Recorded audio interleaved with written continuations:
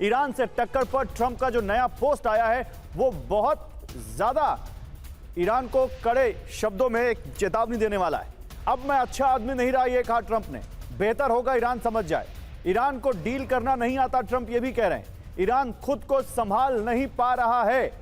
No मोर mister nice guy. और अपने हाथ में एक बड़ी सी ऑटोमेटिक गन लेकर वहां पर उन्होंने जो तस्वीर पोस्ट की है, इसके कई मायने निकाले जा रहे हैं। ट्रंप क्या ये कह रहे हैं कि अब वो देखेगा ईरान जो उसने अभी तक नहीं देखा? क्या ऐसा अनप्रेसिडेंटेड अटैक होने वाला है ईरान पर?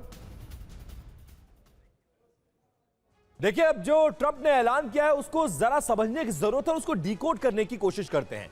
अब टॉक का टाइम खत्म हो गया, बातचीत का वक्त खत्म हो गया। यह एक चेतावनी है ट्रंप की ईरान के प्रति। ट्रंप की इस पोस्ट के मायने जरा समझाने की कोशिश करते हैं, उसको डिकोड करता हूं। ईरान के खिलाफ मिलिट्री विकल्प पर ट्रंप जोर दे सकते हैं। ईरान के साथ अब वार्ता की उम्मीद नहीं है और अब ईरान पर एयर स्ट्राइक का प्लान लगभग, गौरव, ऐसा लग रहा है कि लॉक होता हुआ नजर आ रहा है। और अब टारगेट पर ईरानी राजनीतिक नेतृत्व है। ट्रंप के टारगेट पर आईआरजीसी के टॉप कमांडर हैं।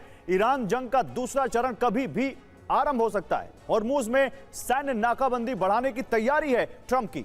और इस बीच ईरान में सत्ता परिवर्तन वाला जो प्लान है वो ट्रंप ने एक्टिवेट कर दिया है। और इस बीच एक बड़ी खबर, ट्रंप के सिचुएशन रूम से एक्सक्लूसिव खबर यह सामने आई है। यूएस का अंतिम लक्ष्य ईरान में तख्ता पलट है। ईरान में बड़े पैमाने पर बगावत करवाने की तैयारी चल रही है। ईरान में रिजीम चेंज की रणनीति को डिकोड किया है और युद्ध समाप्त करो और दबाव को बनाकर रखो, ट्रंप की यह रणनीति है। ईरान की सत्ता को भीतर से भीतर ही अंदर ढहने दो, फूट डालो और राज करो वाली नीति पर फिलहाल ईरान में काम कर रहे हैं डोनाल्ड ट्रंप।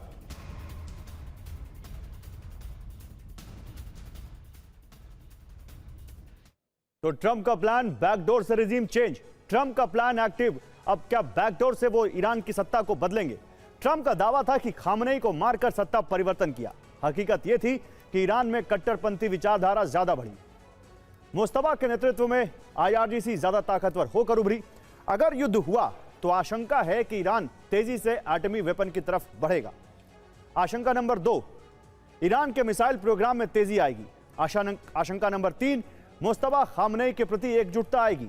आशंका नंबर 4, कट्टरपंथी लीडरशिप मजबूत होती जाएगी। ट्रंप का प्लान क्या है? ईरान में युद्ध के दम पर रिजीम चेंज संभव नहीं है। आर्थिक दबाव बनाकर बगावत भड़काने का प्लान बनाया गया है। तो ट्रंप का अंतिम लक्ष्य है कि ईरान में रिजीम चेंज हो। इसके लिए प्लान एक्टिवेट कर दिया गया है। प्लान नंबर 1, ईरान के वैश्विक व्यापार में रुकावट लाना, ईरान पर आर्थिक दबाव बनाना। प्लान नंबर 3, आईआरजीसी को कमजोर करना। प्लान नंबर 4, सत्ता विरोधियों की ताकत बढ़ाना। प्लान नंबर 5, बड़े पैमाने पर प्रदर्शन भड़काना। प्लान नंबर 6, ईरानी सत्ता को भीतर से ढहाना। और पूर्व क्राउन प्रिंस रेजा पहलवी का बयान इस बीच सामने आया। क्या है वो बयान? अब शासन बदलने का बिल्कुल सही वक्त है। परिवर्तन के लिए इंटरनेशनल समर्थन मांगते नजर आए रेजा पहलवी। हमें बाहरी मदद की जरूरत है, काम को अधूरा ना छोड़े, पूरा करे, पहलवी ये अपील करते नजर आ रहे हैं। और ईरान के खिलाफ अमेरिका ने बिल्कुल नई तैयारी कर रखी है। ईरानी एयर स्पेस बंद करने पर विचार कर रहा है अमेरिका। ईरान को नो फ्लाई जोन बनाने की तैयारी है और ईरानी एयर स्पेस में विमानों की आवाजाही को बंद रखा जाएगा। तो पहले हॉर्मुज नाकाबंदी, अब हवाई घेराबंदी। ब्रेकिंग नंबर 1, ईरान को नो फ्लाई जोन घोषित करेगा अमेरिका। ब्रेकिंग नंबर 2, ईरान के ऊपर कोई विमान नहीं उड़ पाएगा। ब्रेकिंग नंबर 3, अमेरिका के फैसले को ईरान ने जंग माना। अमेरिका की रणनीति के तहत ईरान को आर्थिक चोट पहुंचाना मकसद है अमेरिका की। रूस, चीन के विमान ईरान आना रोकना मकसद है। ईरान को हथियार सप्लाई नहीं हो पाएगी। इससे दुनिया पर असर क्या होगा? हवाई रास्ता बदलने से फ्यूल कॉस्ट प्रभावित होगी। एयर टिकट के दाम, सप्लाई चेन पर प्रभाव पड़ेगा। और ईरान पर ट्रंप का बिल्कुल नया बयान। पतन की स्थिति में ईरान की रजी में यह ट्रंप कह रहे हैं इंटरनेशनल अस्थिरता जैसा माहौल है। ईरान में नेतृत्व की स्थिति बिल्कुल साफ नहीं है और ईरान चाहता है कि अमेरिका हॉर्मुज को खोले ताकि वो एक फेस सेविंग कर सके। और अमेरिका को नया शांति प्रस्ताव भेजेगा ईरान। ईरान के नए प्रस्ताव में हो सकता है बदलाव। अमेरिकी मीडिया के हवाले से खबर है, जल्द ही संशोधित प्रस्ताव दे सकता है ईरान। पाकिस्तान के जरिए अमेरिका को यह प्रस्ताव दिया जाएगा। तो ईरान ने जो प्रस्ताव दिया था, ट्रंप ने उसको सिरे से खारिज कर दिया था और अब खबर है कि अमेरिका को नया प्रस्ताव दे सकता है ईरान। जल्द ही संशोधित प्रस्ताव ईरान अमेरिका को दे सकता है।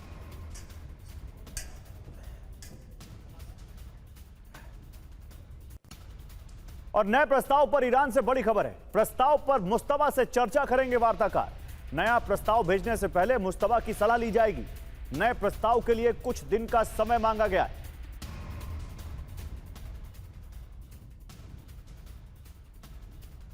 और खबर क्या है, ईरान और अमेरिका की तरफ से डील के लिए प्रस्ताव पर प्रस्ताव दिए जा रहे हैं। अब सवाल यह है कि आगे शांति होगी या टकराव जैसी स्थिति एक बार फिर से अमेरिका और ईरान के बीच आ सकती है। कुछ प्रस्ताव जो ईरान के जरिए अमेरिका तक पहुंचे गए थे, वो प्रस्तावों के बारे में आपको बताते हैं। पहला प्रस्ताव क्या था? 5 साल तक यूरेनियम संवर्धन नहीं होगा, यह गारंटी दे रहा था ईरान। नागरिक उपयोग के लिए संवर्धन होगा और यूरेनियम भंडार को कम किया जाएगा, इस बात की भी गारंटी फिलहाल दी थी। अंतरराष्ट्रीय निगरानी में ईरान रहेगा और बाकी बचा आधा यूरेनियम रूस को दिया जाएगा। अब यह प्रस्ताव ईरान ने खारिज कर दिया। अमेरिका की तरफ से यह प्रस्ताव आया था। दूसरा प्रस्ताव क्या था? अमेरिका हॉर्मुज स्ट्रेट से नाकाबंदी हटाए, जंग को स्थायी रूप से खत्म किया जाए, एनरिच्ड यूरेनियम पर फिलहाल बात ना हो और लेबनान में स्थायी युद्ध विराम की मांग की गई थी ईरान की तरफ से। विवादित मुद्दों को बातचीत से सुलझाया जाए, यह बात कही गई थी, जिसे ट्रंप ने खारिज कर दिया। अब तीसरा प्रस्ताव, उसमें क्या हो सकता है? ईरान हॉर्मुज स्ट्रेट को खोल सकता है, अमेरिका नाकाबंदी हटाने के बाद फैसला खुद करे और परमाणु कार्यक्रम पर नरम रुख अपनाने वाली बात कही गई है। कई मुद्दों पर सहमति बन चुकी है, लेकिन हो सकता है कि ईरान प्रॉक्सी गुटों को और ज्यादा समर्थन दे और इसके जरिए बंद करवा सकता है। अब सवाल यह है कि इस प्रस्ताव पर ट्रंप क्या करेंगे, यह भविष्य के गर्भ में है। और देखिए, अमेरिका के साथ युद्ध पर ईरान का बड़ा ऐलान। अमेरिका के साथ युद्ध अभी समाप्त नहीं। ईरानी आर्मी के प्रवक्ता अकरम मीनिया ने यह धमकी दी है। अमेरिका ईरान के बीच अभी भी युद्ध जैसे हालात हैं। जंग की आशंका के बीच हथियार अपग्रेड किए। और ईरान की अमेरिका को चेतावनी, ये हमारा फाइनल युद्ध है, रेजाई ने कहा है। ईरानी राष्ट्रीय सुरक्षा आयोग के प्रवक्ता इब्राहिम रेजाई की धमकी, हम कई सालों तक अमेरिका से जंग लड़ेंगे। तो ये हमारा अमेरिका के साथ आखिरी युद्ध है, ये कह रहे हैं राष्ट्रीय सुरक्षा आयोग के प्रवक्ता, ईरान के राष्ट्रीय सुरक्षा आयोग के प्रवक्ता। उन्होंने चेतावनी दी है कि हम कई सालों तक अमेरिका से जंग लड़ेंगे। आप देखिए, मुस्तफा खामनेई जो इस जंग के शुरू होने के बाद अब तक इनविजिबल है, गायब है बिल्कुल, उन्होंने एक कसम खा ली है। क्या कसम है? अमेरिका से आखिरी इंतकाम लेकर रहेंगे। अब चेतावनी ईरान के जरिए दी जा रही है, उसका मतलब और मायने क्या है? अमेरिका के साथ अभी युद्ध खत्म नहीं हुआ है, इस तरह के स्टेटमेंट पास किए जा रहे हैं। चेतावनी नंबर 2, दोबारा युद्ध के लिए ईरान की फोर्स पूरी तरह से तैयार है। चेतावनी नंबर 3, नए हथियारों और नई तकनीक से इस बार अमेरिका को ईरान जवाब देगा। चेतावनी नंबर 4, अब हमारा जवाब कठोर और निर्णायक होगा। चेतावनी नंबर 5, फाइनल जंग इस बार होगी ताकि दोबारा अमेरिका ईरान पर अटैक ना कर सके। और ईरान का वॉर प्लान एक्टिव मोड पर है ताकि दोबारा सेना को मजबूत करे। ईरान और यूएस वेपन इस्तेमाल करने की तैयारी और बंद बंकरों से ड्रोन मिसाइलें निकालनी है। 40% ड्रोन और 60% मिसाइल की रिकवरी की जा चुकी है। टनल और रेगिस्तान में मोबाइल लॉन्चर्स को एक्टिव कर दिया गया है। 70% नस्ट लॉन्चर फिर से एक्टिव नजर आएंगे अगर यह युद्ध दोबारा शुरू होता है। और हर दिन 1000 प्लस हथियार बना रहा है ईरान। आधुनिक डिफेंस सिस्टम भी तैयार कर चुका है। करीब 9000 कंपनियां इस पूरे अभियान में ईरान का साथ दे रही हैं। इन सब के मायने क्या हैं? अगर सीज फायर टूटा तो भीषण युद्ध तय माना जा रहा है। हमले की आशंका खत्म करने का यह पूरा इरादा किया जा रहा है। और हॉर्मुज से खबर है, हॉर्मुज में लंबे समय तक रह सकती है नाकाबंदी। ट्रंप ने लंबी नाकाबंदी का निर्देश दिया है। ईरान पर दबाव बनाने के लिए यह नाकाबंदी की गई है। और ये नाकाबंदी लंबे समय तक रह सकती है, ये यहां पर मैसेज देते हुए।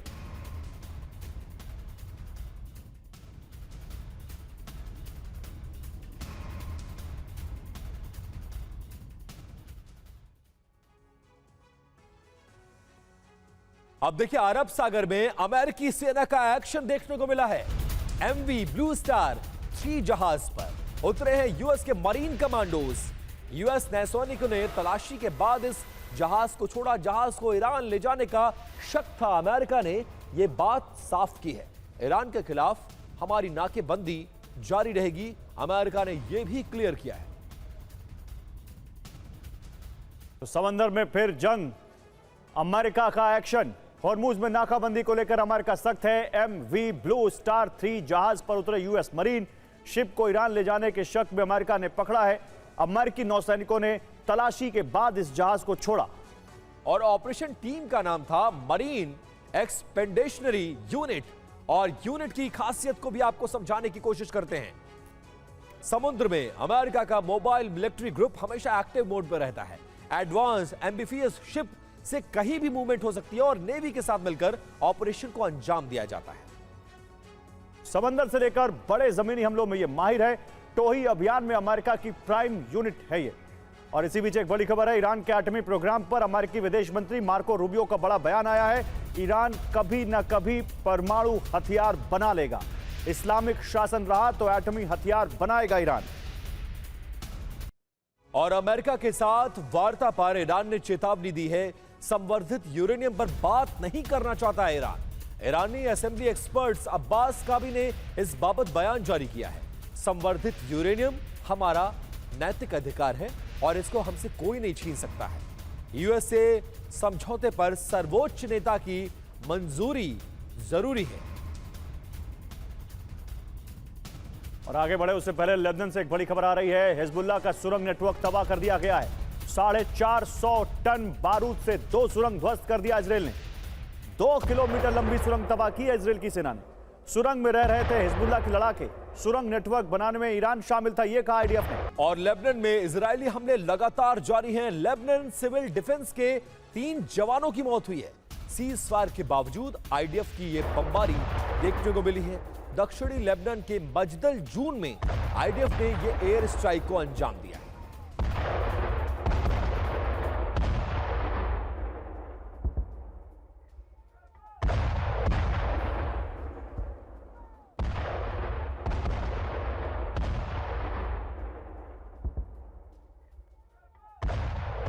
और हिजबुल्लाह के सुरंग नेटवर्क का पर्दाफाश। आईडीएफ ने 2 किलोमीटर लंबी सुरंग का पर्दाफाश किया। हमने देखा किस तरह से उड़ा दिया उन्होंने।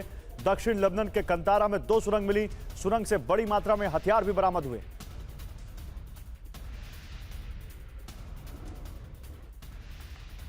और देखिए, सुरंग को तबाह करने पर नेतन्याहू ने क्या बयान दिया है। हिजबुल्लाह के आतंकी ढांचे को हमने तबाह कर दिया। हिजबुल्लाह की बड़ी आतंकी सुरंग को हमने ध्वस्त कर दिया है। हिजबुल्लाह आतंकियों को हम मिटा रहे हैं एक एक करके। अभी और बहुत कुछ लेबनान में होना बाकी है। और हिजबुल्लाह ने मरकावा टैंक का वीडियो जारी किया है। टैंक में बैठे आईडीएफ सैनिकों के पास पहुंचा है ड्रोन। इजरायली टैंक को ड्रोन के जरिए टारगेट किया गया। तो ड्रोन के जरिए इजरायल के मरकावा टैंक को टारगेट किया है यहां पर इजरायल ने, हिजबुल्लाह ने इजरायल के मरकावा टैंक को।